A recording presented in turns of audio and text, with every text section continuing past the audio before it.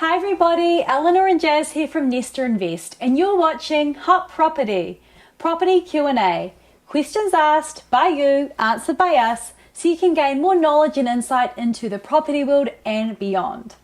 Now we have a question this week that we're answering, which is, what should you avoid when buying your first house? So that's a pretty intense question, but luckily this guy here has a lot of experience, so he can definitely tell you what to avoid. So we put a list together, a few things, especially when maybe buying your first home. What should you stay clear of? And this is really myself and Jazz's personal opinion. This one is what to avoid is mega projects. So what a mega project is, when you're beginning, it could be a leaky home. So trying to do a reclad, major extreme renovations, extensions, or subdivisions. I'd avoid that for the first home, definitely. I'd recommend, so if I go into recommendations, I'd recommend going into smaller carpet, sort of, kitchens, bathrooms, some minor renovations rather than a whole mega renovation. Avoid houses which are massively damaged, I guess, where you need to gut the whole house. Try and avoid houses that are sinking.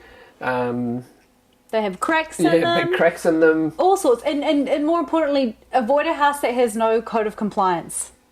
Yeah, you don't want to take that on as your first home. Maybe down the track when you're a little bit more comfortable, you'll enjoy it. But yeah, avoid it as your first home. Yeah, I think if you're just beginning in property too, it's just not worth the headache, and also more importantly, the cost. Stick with a solid house, I think, and that has compliance and isn't leaky, just to get you into your first home. Yeah. Our next one, and you're not going to be surprised, I don't think, is plaster houses. So basically, staying away from monolithic cladding. So houses built between, I think it's the 2000 to 2010, basically, that have got the plaster cladding without eaves and without all those issues, leaky homes. So make sure you stay away from them.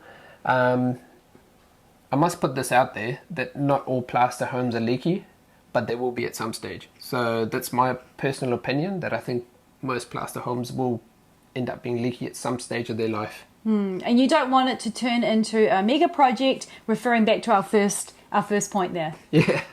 Number 3 is leasehold. So leasehold is when you actually don't own the land itself. So you've bought this property, you own the house on top of the land, but someone else owns the land. A few people have been caught out that I know of a few years ago, so just be wary of that. And there's obviously a lease that you have to pay. So every year you have to pay X amount of sums, and sometimes that can go up. So sometimes it can be in a fixed term, but then again, when that term ends, it could go up dramatically, and you have no control over that. Yeah, unless you definitely, as a first home, I'd stay away. But if you're an experienced investor, numbers could work. Number 4, it's all about aesthetics as well, is stay clear of transmission towers and those power lines. I think that one's a pretty obvious one. Just stay away from transmission lines. You don't know what it does to you. There's all sorts of theories out there, but they're damn ugly to look at as well.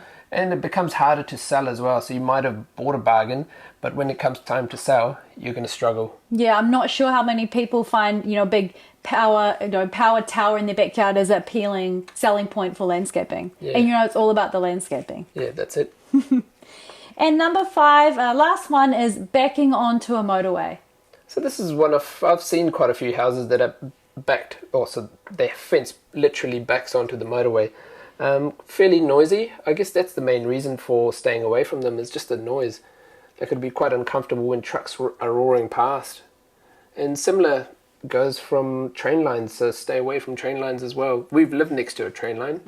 Yeah, I didn't sleep much. Yeah. But you want it to be, I'm not saying buy motorway is bad by any means, but you want it to be the house at least 75 to 100 metres away from that motorway. Basically have that distance. I guess that's what we're trying to say. And that distance will also include, you need to have trees in there and bush to really help to help give you that noise protection and create that barrier. So that's just going to mean a more comfortable living and lifestyle for you as well. So it's good to have that distance. Yeah. Yeah, cool. That's a quick list of 5 things to avoid when buying your first home.